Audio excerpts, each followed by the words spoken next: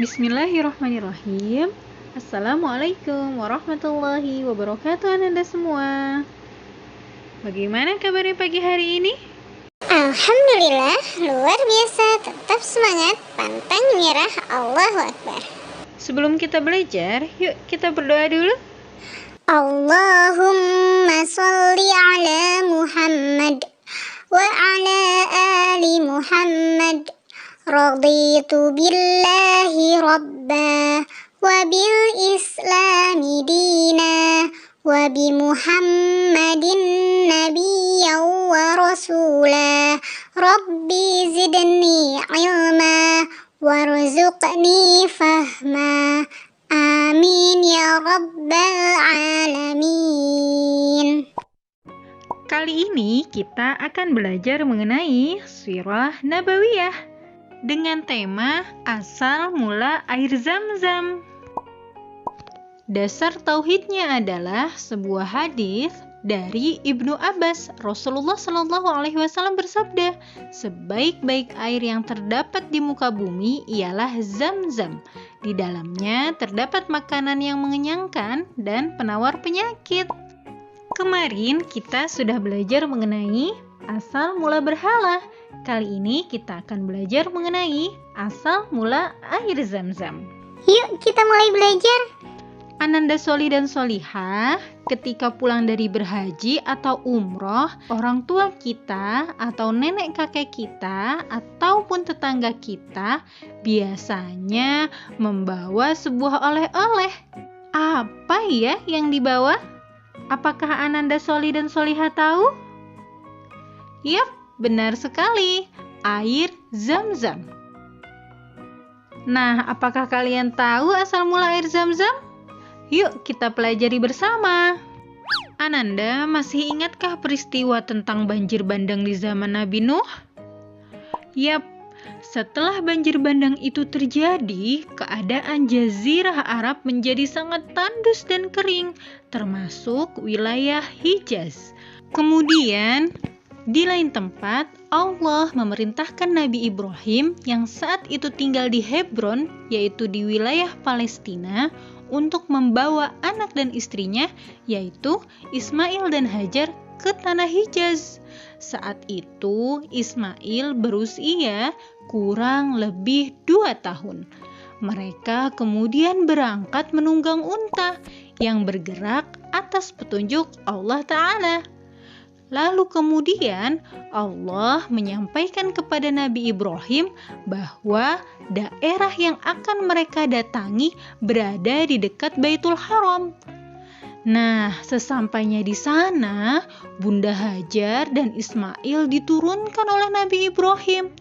Saat itu Bunda Hajar bertanya, "Apakah kau yakin akan meninggalkan kami di sini?" Padahal pada saat itu tidak ada kehidupan di tanah Hijaz. Tanahnya gersang, tandus, panas, tidak ada pohon, dan tidak ada air. Kemudian Nabi Ibrahim diam saja. Lalu Bunda Hajar bertanya lagi, "Apakah ini adalah perintah Allah?" Kemudian Nabi Ibrahim pun menjawab, "Ya, ini adalah perintah Allah." Akhirnya Bunda Hajar bersedia tinggal di sana, di Hijaz. Lalu kemudian suatu hari perbekalan mereka menipis dan hampir habis. Bunda Hajar kemudian mencari sumber kehidupan. Beliau kemudian naik berlari dari Sofa ke Bukit Marwah untuk mencari sumber kehidupan. Ternyata selesainya sampai di Bukit Marwah tidak ada sumber kehidupan. Akhirnya Bunda Hajar kembali lagi ke Bukit Sofa. Bunda Hajar pun tidak menemukan sumber kehidupan. Lalu Bunda Hajar berlari lagi ke Bukit Marwah dan begitu seterusnya sampai bolak-balik 7 kali dari Bukit Sofa ke Bukit Marwah.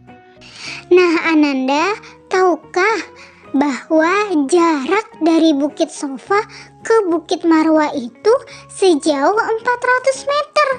Masya Allah. Jadi bisa dibayangkan ya bagaimana lelahnya Bunda Hajar pada saat itu. Coba kita kalikan ya Ananda, 400 meter dikali 7 kali bolak-balik. Berapa ya kira-kira jarak yang telah ditempuh oleh Bunda Hajar? Yap, benar sekali. Jarak yang ditempuh oleh Bunda Hajar sekitar 2,8 kilometer. Masya Allah, jarak yang sangat jauh sekali. Apalagi saat itu kondisinya panas sekali. Lalu kemudian tiba-tiba Bunda Hajar terkejut karena mendengar suara tangisan Ismail. Sesampainya di tempat Ismail, Bunda Hajar terheran-heran. Kenapa? Karena di dekat Ismail, di bawah tumit kaki Ismail, ada genangan air yang lama-kelamaan genangan air itu semakin banyak.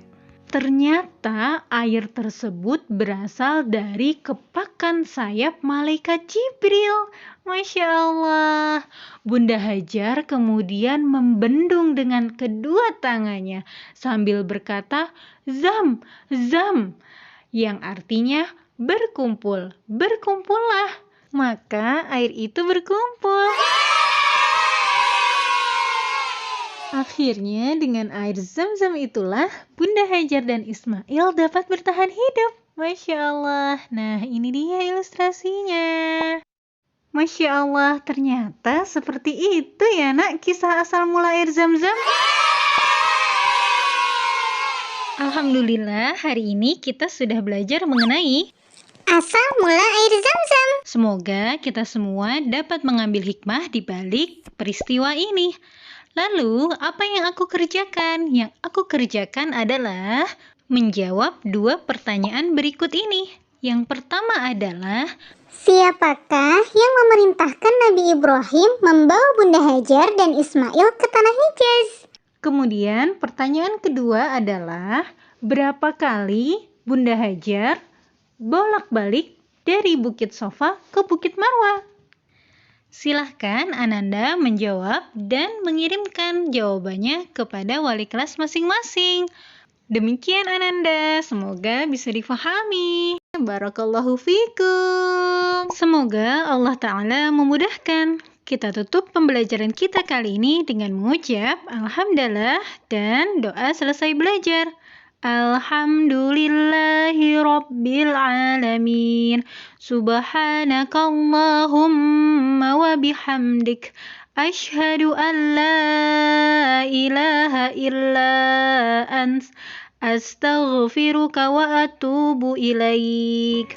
Wassalamualaikum warahmatullahi wabarakatuh.